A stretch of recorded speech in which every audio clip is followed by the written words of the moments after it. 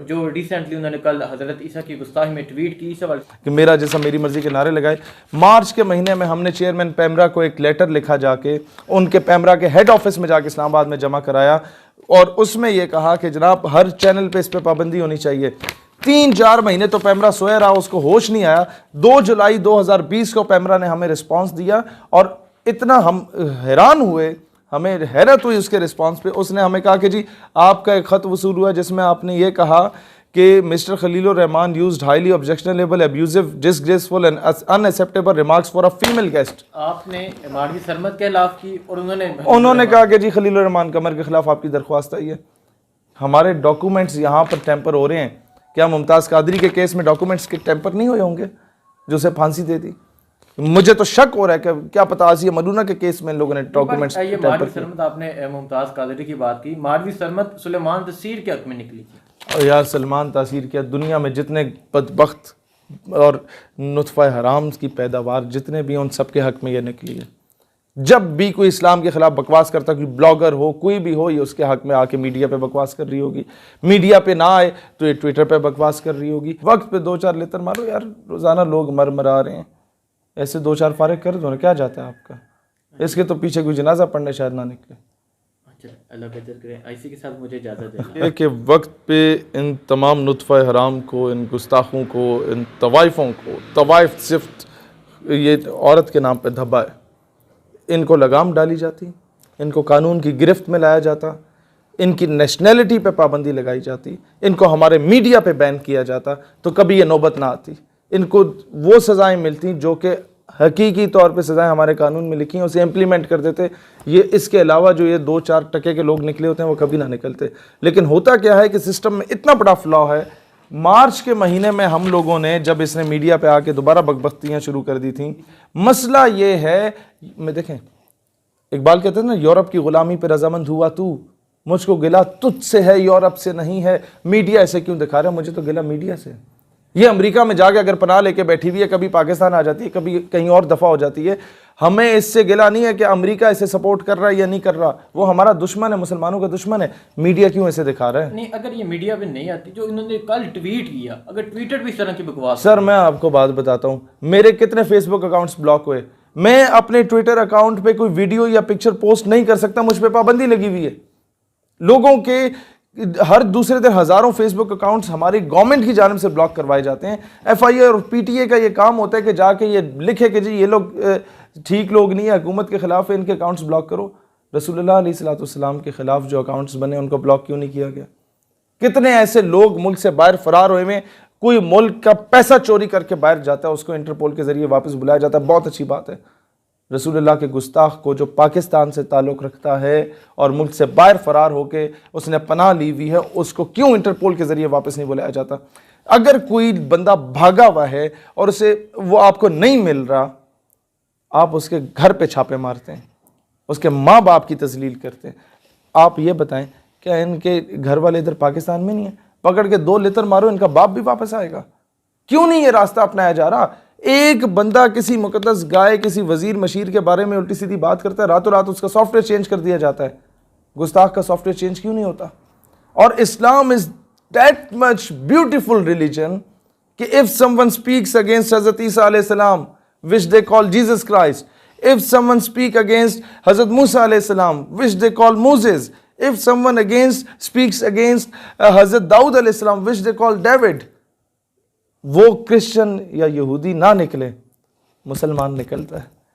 मैंने सुबह से देखा कोई एक ईसाई भी इस मारवी सरमद के खिलाफ नहीं बोल रहा, मुसलमान निकला है। ये बताएं, ये मारवी सरमद या लिबरल जितने भी हैं वो खुद को मुसलमान शो करते हैं कि हम मुसलमान हैं। देखिए मैं किसी के ईमान पे बात नहीं करूँगा, लेकिन बात सिर्फ ये है कि इन लोगों ने हमेशा मस्जिद के ख़िलाफ़, मदरसे के ख़िलाफ़, एक बग़ैर तनख्वाह लेने वाले वो आलिम दीन के ख़िलाफ़, बग़ैर तनख्वाहों के शहादतें देने वाले कश्मीरी और फ़लस्तीन के मुजाहिद के ख़िलाफ़ इन लोगों ने बकवासात की हैं। कभी आपको ये सो कॉल्ड ह्यूमन राइट्स के चैम्पियंस नज़र नहीं आए कि इन्होंने डॉक्टर आफिया की आवाज़ उठाई हो? उठाइए कभी इसने? कभी आपको ये नज़र नहीं आए कि इन लोगों ने कश्मीर की मजलूम माओ बहनों बेटियों को भी वुमेन राइट्स में शुमार करके उनकी आवाज़ उठाई हो? उठाइए कभी? कभी इन लोगों ने अमेरिका ने जो जुल्म किया, जो इराक पे जुल्म हुआ, मुसलमानों को बरहना करके बहन भाइयों को एक दूसरे के सामने स्टैंड्स करवाए गए, उनकी वो सीडीज़ और उनकी जो कैसेट प्लेयर्स थे वो रिकॉर्डिंग करा के पूरे बरसगीर में मुसलमानों को भेजे गए, मुख्तलिफ तरीके से उनके घरों तक पहुँचाए गए निशान इबरत हासिल करने के लिए। 2002 से 4 की बात है। क्या ये लोग बोले? जो बोस्निया में मुसलमानों के साथ हुआ, हज़ारों मुसलमानों को एक सफ में खड़े होकर उनके माओ बहनों बेटियों के सामने छलनी कर दिया गया, और उसके बाद ये सर्बियन आर्मी जो सिविल आर्मी थी, ये यूगोस्लाविया की, उनके ऊपर चढ़ दौड़े मासूम औरतों के ऊपर। और उधर ये लिखा जाता था, लाइसेंस दिए जाते थे सिविलियंस को कि जनाब जिस तरह यहाँ दिए जाते हैं ना कि ये लाइसेंस मिला है, 10 से ज़्यादा परिंदे नहीं मार सकते, वहाँ लिखा था 20 से ज़्यादा मुसलमान नहीं मार सकते। यानी कि ये मजाक बना दिया था मुसलमानों का कत्लेआम को। ये उन लोगों ने किया, और यूनाइटेड नेशन की आर्म्ड फोर्सेस की नाक के नीचे ये सब कुछ हुआ। मुसलमानों से असला ले लिया गया था। ये उस वक्त कहाँ मर गई थी? ये पुरानी बात नहीं, 1995 की बात कर रहा हूँ, आज से गालिबन 20-22 साल पुरानी बात है। उस वक्त ये लोग ह्यूमन राइट्स के चैंपियंस कहाँ थे? आज ये लोग आपको नजर नहीं आएंगे। इजराइल डेली बेसिस पे गजा स्ट्रिप से फ़लस्तीनियों को निकाल रहा है। आज 12वां दिन है, रोज़ाना रात को एयर स्ट्राइक्स होती हैं फ़लस्तीनियों के ऊपर। कोई एक दिन इसका बयान आपने देखा है ह्यूमन राइट्स के कि जी उसके खिलाफ, आया सूफिया के खिलाफ ये बकवास करने के लिए पहुंचे होंगे, तैयब अर्दगान के खिलाफ, तुर्की के खिलाफ बकवास करने लोग पहुंच चुके होंगे। जो मसाजिद फ़लस्तीन की जिन पे कब्जा करके उनमें इन लोगों ने शराब खाने खोल लिए, उस पर तो कभी ये लोग नहीं बोले। ये कैसे ह्यूमन राइट एक्टिविस्ट हैं कि जब इन्हें अपना जिस्म बेचना होता है तब इन्हें याद आ जाता है मेरा जिस्म मेरी मर्जी। जब किसी मुसलमान औरत के सर से ज़बरदस्ती दुपट्टा खींचा जा रहा होता है, तब इन्होंने कभी नहीं बोला कि यार उसका जिस्म है, अगर उसने ढांपा हुआ है तो उसकी मर्जी है। तब इन्हें कभी नहीं ख्याल आया। तो ये 2 टके के ये वो लोग हैं, सही कहता था खलीलुर रहमान कमर कि इनके बदबूदार गलीज़ जिस्म पे कोई थूकने को तैयार नहीं होता। हमारी थूक इनके गलीज़ जिस्म से मुबारक है। इन लोगों का यही हाल है। इन्हें नज़रअंदाज करो, इनके ख़िलाफ़ केस करें, एहतजाज नहीं। इससे ये लोग मज़ीद प्रोमोट होते हैं और बाहर ज़ालिम लेके बैठ जाते हैं, इनकी फंडिंग में इजाफा होता है। पूरे पाकिस्तान के वकला से मैं कहता हूँ, अपनी अपनी अदालतों से पूरे पैनल के साथ जाके इनके खिलाफ केस दायर करें, अपने अपनी कचहरियों में, अपने अपने थानों में इनके खिलाफ FIR करवाएं, और इससे ज़बरदस्ती पाकिस्तान वापस इसको, और लिस्ट चाहिए, मैं लिस्ट दूंगा जो जो लोग गुस्ताखियाँ कर रहे हैं पाकिस्तान से बाहर बैठ के, उन्हें इंटरपोल के ज़रिए वापस बुलाया जाए। अगर ये बुलाते हैं तो ठीक है, नहीं बुलाते तो हमें मैदान में निकलना पड़ेगा फिर इंशाअल्लाह ताला इस सारे सिस्टम के ख़िलाफ़ जो ये सारे डॉक्यूमेंट्स को टेम्पर करने के लिए बैठा हुआ होता है। ठीक है, जो मारवी सरमंद ने कल ट्वीट की है उसमें हज़रत ईसा की तो गुस्ताखी की है, लेकिन एक इशारा भी दिया उन्होंने। ठीक है, उसके बारे में क्या? मैं ओवरऑल बात करूंगा। जब बात ऐसी मुक़द्दस हस्ती की आ जाती है उसके अलावा फिर हम लोग कोई और टॉपिक डिस्कस करेंगे ही नहीं। पाकिस्तान के इंटरनल मैटर्स हैं, उस पर जब भी किसी बंदे के साथ ज़्यादती होती है सबसे पहले हम लोग बोलते हैं। हम लोगों को बड़े बड़े इदारों और महकमों के लोगों से टकराना पड़ता है, हम टकरा लेते हैं, लेकिन जब मामला हमारे दीन पे आता है ना, फिर ये सारी चीज़ें पीछे रह जाती हैं। हम इसके अलावा कोई दूसरी चीज़ डिस्कस नहीं करते जब वो पहला इशू रिज़ॉल्व नहीं होता। इन लोगों ने इन चीज़ों को आड़ बना के, हमारी रोज़ाना के मसाइल को आड़ बना के, इन लोगों ने मज़हब को तनकीद का निशाना बनाया। मारवी सरमद का जो बलोचों ने कहा कि आप लोगों ने हमारे राइट्स में बोलने के लिए सो कॉल्ड, आप लोगों ने हज़रत ईसा अलैहिस्सलाम के बारे में इस तरह किया, आप लोगों ने बलोचों को इतना बड़ा थप्पड़ रसीद किया है। वो बलोच आज सर पीट रहे हैं कि यार ये बदबख्त औरत क्यों हमारे हक़ में बोली है। कोई बाहया इज़्ज़तदार गैरतमंद औरत कोई मर गई थी जो हमारे हक़ में बोलती, कि यही बदकार औरत मिली है बोलने के लिए। बलोच सबसे ज़्यादा आज मुझे उनके अंदर दुख और दर्द नज़र आ रहा है कि ये बदकार औरत कभी हज़ारा किलिंग्स के ख़िलाफ़ बोल रही थी, आज हज़ारे वाले हमें कॉल करके बोलते हैं कि यार ये बदबख्त हमें नहीं चाहिए हमारे हक़ में बोले। जितने कम्युनिटीज़ के हक़ में इसने बोला, ये ईसाइयों के हक़ में बोल के सिंपैथी करती थी, क्लेम करती थी कि हमें ये ईसाई हमारे फेवर में हो जाएंगे और ईसाई इसे लानत भेज रहे हैं। लेकिन इस्लाम है कि इन मुसलमानों ने केस किया, ईसाई निकले नहीं। इस्लाम है जो हमेशा निकलता है हज़रत ईसा, हज़रत मूसा, हज़रत दाऊद अलैहिस्सलाम के हक़ में। इन लोगों को मैंने नहीं देखा। इन जिनको ये नबी मानते हैं उनकी तौहीन हुई है, निकल मुसलमान रहे। तो आज तो कम से कम इन्हें ये एहसास हो जाना चाहिए कि मुसलमान कोई रिजिड बिलीव का जो ये कहते हैं वो नहीं है।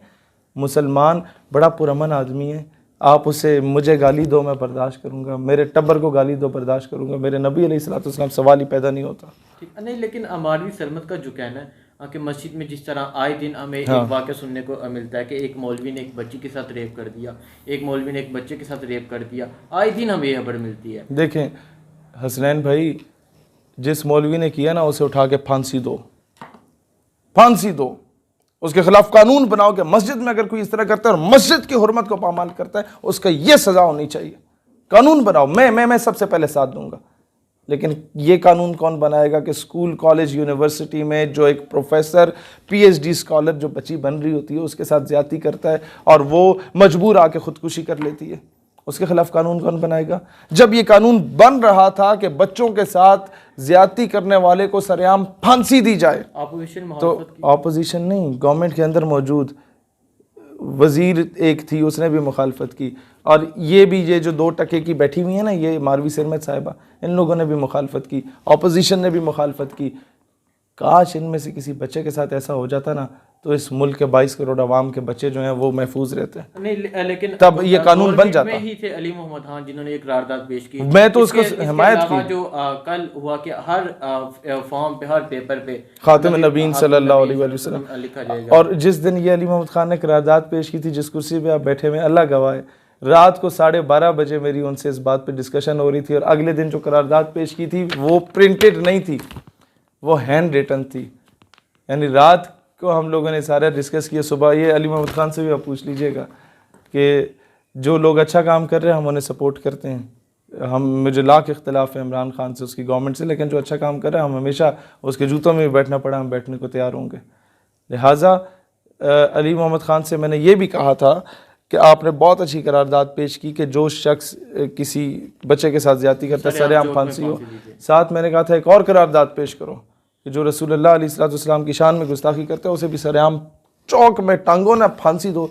इस मुल्क से सब ये बदबख्तियाँ ख़त्म हो जाएंगी, लिबरलिज्म और ये इसके जितनी औलादें सब ख़त्म हो जाएंगी।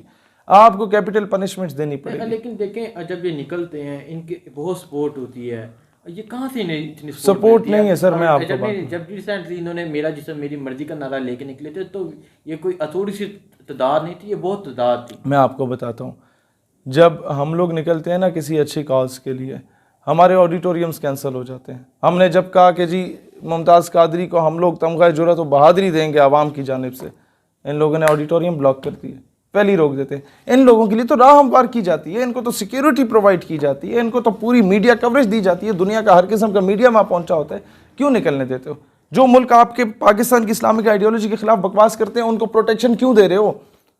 उनको उठाओ, 2-2 लगाओ, सॉफ्टवेयर चेंज करो। लेकिन मसला ये है कि हमारे मुल्क की जो क्रीम है, जो एलीट है, आधे तो उनके बच्चे यहाँ निकले हुए होते हैं। मैंने तो वो तस्वीरें हमारे सामने आई कि सरकारी गाड़ियों में ये जा रहे थे। फिर किस किस के खिलाफ हम लोग लड़ें? क्या क्या चीज़ें हम लोग करें? कई जगहों पे फिर हमें खामोश रहना पड़ता है अपने मुल्क की खातिर। इसका हल क्या है, ये बता दें। बहुत सिंपल सी बात है, जो लोग डायरेक्टली इनडायरेक्टली आपके इदारों, महकमों, गवर्नमेंट में या अपोजिशन में बैठ के इन्हें सपोर्ट कर रहे हैं, नाअहल करार दें, नौकरियों से निकालें। एक बंदा जब गलत किताबें, गुस्ताखाना मवाद जिस पे लिखा हो, कायदे आज़म अल्लामा इकबाल के बारे में गलत चीज़ें जिस किताबों में लिखी हों, उन किताबों को ख़त्म कर देता है। उस राय मंजूर नासिर को तो आप निकाल लेते हैं, जो हक की आवाज़ बुलंद करता है उसे आप रोक देते हैं। आप मुल्क के खिलाफ साजिश करने वालों को क्यों नहीं रोकते? ये मुझे समझ से बालातर है कि जो बंदा हक की आवाज़ उठाए उसको रोक दिया जाता है, जो बंदा रसूलुल्लाह अलैहिस्सलाम की हुर्मत की खातिर मैदान में निकले नामूस रिसालत के दिफा के लिए, उसको गिरफ़्तार कर लेंगे। गुस्ताखा को 1.5 लाख लोग गिरफ़्तार करके इन लोगों ने बाहर भगवा दिया। अब उसने पूरी बुक लिख ली है, उसको मेडल्स दिए जा रहे हैं। किस बेस पे दिए जा रहे हैं कि उसने गुस्ताखी की है? और कौन सा इसने कारनामा सर अंजाम दिया जो बाहर जाके मेडल्स मिल रहे हैं? बाकी जो लोग 80-80 साल जेल में रह के निकले हैं, 40-40 साल रह के निकले हैं, उन्हें क्यों नहीं मेडल्स दिए जा रहे हैं? जो बेगुनाह पकड़े गए उनको क्यों नहीं मेडल्स दिए जा रहे हैं? लेकिन जो पाकिस्तानी कौम है वो मारवी सरमद के इस ट्वीट पे बहुत उन्होंने गुस्से का इजहार किया। पाकिस्तान कौम ने हमेशा ही हक का साथ दिया। पाकिस्तानी कौम ने हक का साथ दिया है। मसला ये है कि हमारे 70 सालों से जो अंग्रेज़ों के कुत्ते नहलाने वाले हैं वो हम पे मुसल्लत हैं इस कौम पे। काश वो लोग भी हक का साथ दे देते तो आज इसे नौबत ही ना आती इस तरह की बात करने की।